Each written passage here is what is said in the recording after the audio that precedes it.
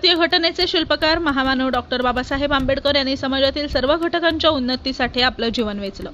शिका, संघटित व्हा आणि संघर्ष करा हा मूलमंत्र बाबासाहेबांनी दिलाय।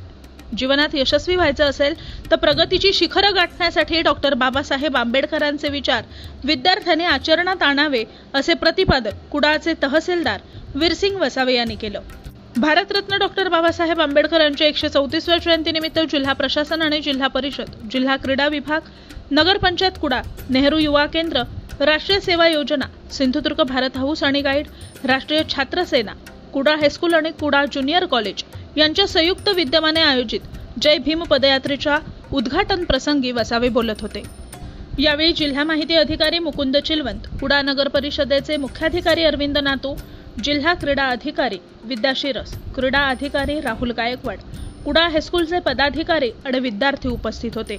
पदयात्रेच्या सुरुवातीला संविधान उद्देशिकेचं सामूहिक वाचन करण्यात आलं। ही पदयात्रा कुडाळ हायस्कूल येथून सुरू झाली।